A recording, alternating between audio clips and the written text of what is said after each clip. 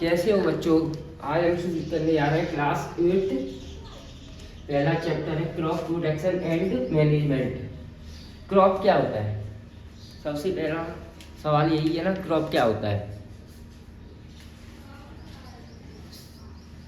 Plants of the same kind grow on a large scale one at one place। चलो इसके लिए एक चीज बताता हूँ मैं तुम्हें।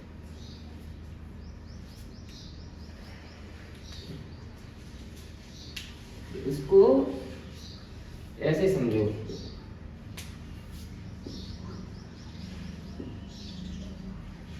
स्पेस है ये,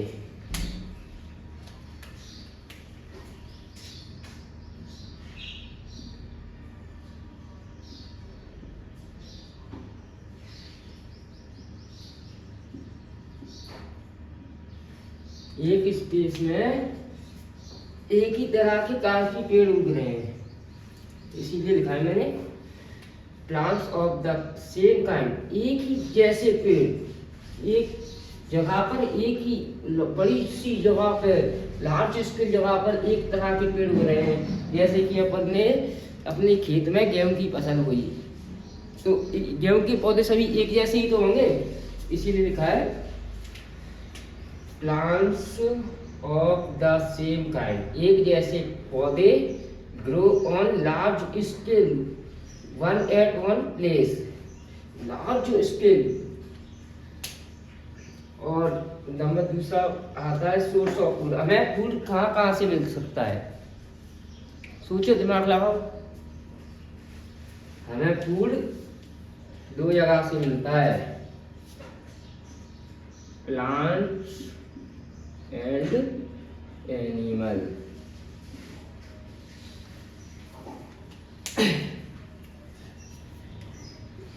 अब एक और चीज सुन लो, टाइप्स ऑफ क्रॉप्स। इसको मैं अलग से समझाऊंगा, पहले चलो अभी समझा देता हूँ। दो प्रकार के होते हैं, रबी खरीफ। रबी की फसल अक्टूबर से दिसंबर तक तो बोई जाती है, सोहन करी जाती है। और हार्वेस्ट कब की जाती है? हार्वेस्ट की जाती है अप्रैल से लेके जून तक। अब आते हैं खरीफ की फसल। खरीफ की जून में और जुलाई में बोई जाती है और काटी कब जाती है? सितंबर से अक्टूबर। सितंबर से अक्टूबर। अब इनके एग्जाम्पल,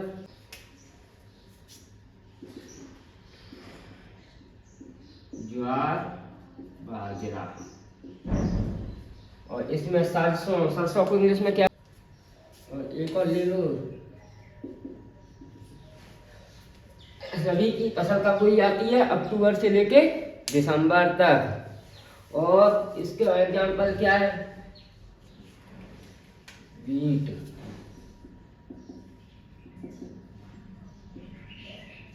और देखो सरसों।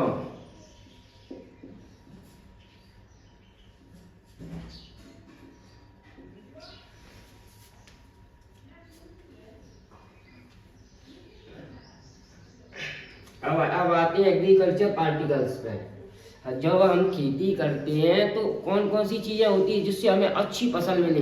कौन कौन सी चीजें करनी चाहिए जिससे हमें फसल अच्छी मिले, मुनाफा अच्छा मिले, सब कुछ अच्छा मिले? बताओ। इसके लिए सबसे पहले हमें क्या करना पड़ेगा? जैसे हमारे पास एक खेत है,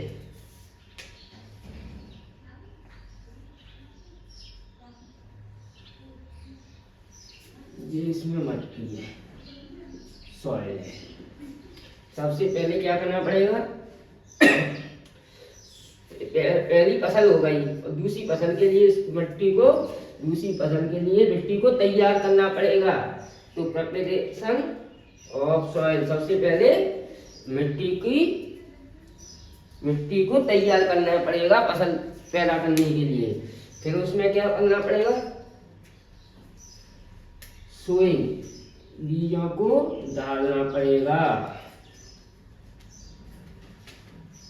बीजों को डाल दिया, फिर क्या करेंगे, इसमें खादनाशक उर्वरक डालने पड़ेंगे, जैसे फसल में कीड़े वगैरह ना लगे। तो ये डाल दिए, एडिंग मॉनसून एंड फर्टिलाइजर। अब क्या करना पड़ेगा, इरिगेशन, मतलब इसमें पानी डालना पड़ेगा ताकि ये पार्टिकल घुल के सभी जगह पे पहुंच जाए। ऐसे करके घुल जाएंगे, पानी डालेंगे तो ऐसे ऐसे घुल के चारों जगह पे पहुंच जाएंगे। ये फिर उसके बाद क्या करना पड़ेगा, इसके साथ जो फसल उगी है उसके साथ कुछ अनवांटेड पेड़ भी उगेंगे, उनकी कटाई करनी पड़ेगी। Protection from weeds, unwanted. फिर अपनी फसल तैयार हो गई, फिर उसको क्या करना पड़ेगा, हार्वेस्ट। अपनी फसल रेडी हो गई, फिर इसको हार्वेस्ट करना पड़ेगा। फिर हार्वेस्ट करके क्या खेत में ही छोड़ दोगे, ऐसा तो नहीं होगा। खेत में छोड़ दोगे तो गाय खा जाएगी, भैंस खा जाएगी, और भी जानवर खा जाएंगे। तो इसको हमें हार्वेस्ट करने के बाद इसको हमें स्टोरेज करना पड़ेगा। यही अच्छी फसल उगाने का गुरु मंत्र है। किसी एक जगह पर, एक बड़ी जगह पर एक तरह की फसल उगाई जाए, उसे कहते हैं क्रॉप। क्रॉप कितने प्रकार के होते हैं, खरीफ की फसल और रबी की फसल। खरीफ क्रॉप्स और रबी क्रॉप्स और खरीफ क्रॉप्स। रबी की क्रॉप्स कब उगाई जाती है, अक्टूबर से दिसंबर के बीच। हार्वेस्ट कब की जाती है, अप्रैल से जून तक। कौन कौन सी है, बीट, ग्राम, मस्टर्ड। और आते हैं खरीफ की फसल पे। खरीफ की फसल जून जुलाई में बोई जाती है और सितंबर अक्टूबर में काटी जाती है, ज्वार, बाजरा और राइस। अब आते हैं सोर्स ऑफ फूड। हमें फूड कहाँ से मिलता है, प्लांट्स और एनिमल से। प्लांट्स से भी मिलता है और एनिमल से भी मिलता है। एनिमल्स, प्लांट से क्या मिलता है, फसल, गेहूं, बाजरा, जौ वगैरह तो इससे मिलता है। और एनिमल से मीट, दूध, घी।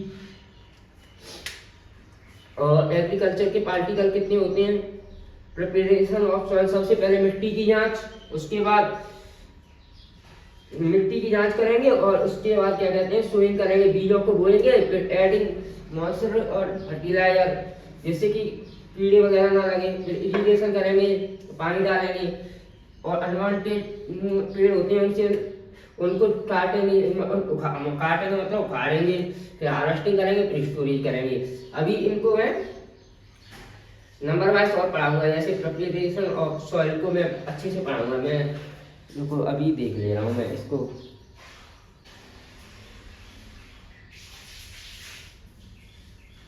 प्रिपरेशन ऑफ सॉइल को मैं अभी पढ़ा रहा हूँ, आप पूरा रहा होगा।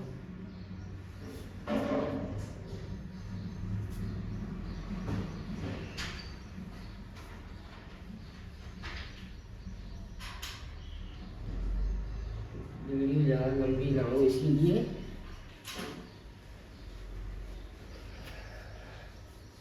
मैं इसी में कर दे रहा हूँ।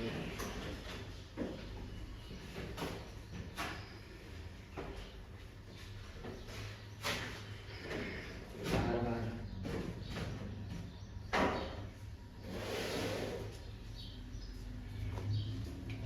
ऊपर ही लिखते हैं।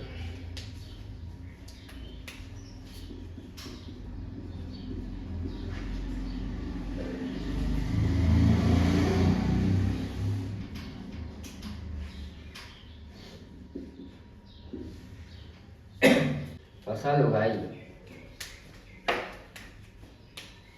फसल उगाई अपना खेत है, इसमें ये मट्टी है, फसल काटने के बाद ये अपनी मट्टी है। तो इसमें जो उर्वरक जो नेचुरल खाद वगैरह थी वो तो इस वाली फसल ने ले ली, जो इसके पहले कटी थी उसने ले ली। तो अब क्या करना पड़ेगा, हमें इस मिट्टी को प्लाउ करना पड़ेगा ताकि वो नीचे वाली मिट्टी ऊपर आ जाए।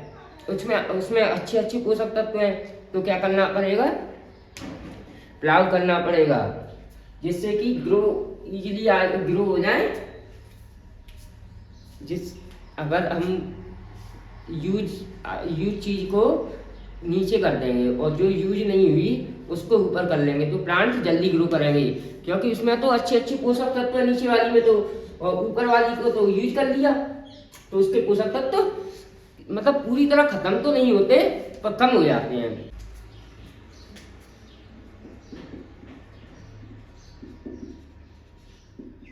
सोइंग में क्या करना, बीज को बोएंगे तो उसके लिए क्या करना पड़ेगा, सीड्स को पहले बोना पड़ेगा। और कौन से बीज बोगे, अगर अपन ने बेकार बीज बोएंगे तो क्या कहते हैं बेकार फसल पैदा होगी। तो इसके लिए हमें गुड क्वालिटी के सीड्स यूज करने चाहिए। कौन सी क्वालिटी के, गुड क्वालिटी के, गुड क्वालिटी। और अगर बैड क्वालिटी की करोगे तो बैड क्वालिटी की फसल मिलेगी। अब पता कैसे चले कि कौन सा सीड्स गुड क्वालिटी का है और कौन सा सीड्स बैड क्वालिटी का है, इसके लिए भी अपने एक तरीका बता दे रहे हैं। एक पानी से भरा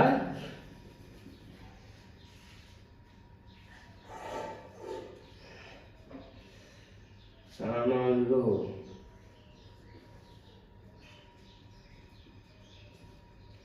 इसमें क्या है, पानी है।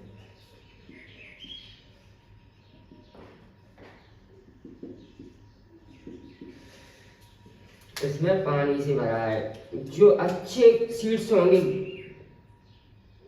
वो अंदर से भरे होंगे तो वो पानी के नीचे ही तैरेंगे।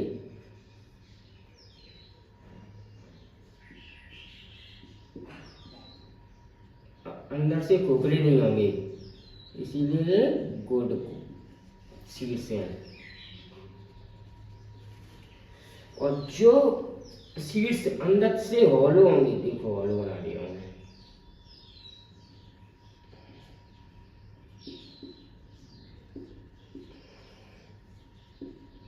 वो पानी के ऊपर तैरने लगेंगे। पानी के ऊपर क्यों तैरेंगे, क्योंकि उनमें कोई मास ही नहीं है, वजन ही नहीं है, तो वो पानी के ऊपर तैरेंगे। ऐसे हम पता लगा सकते हैं कौन सा सीड्स अच्छा है और कौन सा सीड्स बेकार है। और इनकी क्वालिटी कैसी होती है, गुड। इनकी तो गुड होती है और इनकी होती है पुअर। समझ में आया।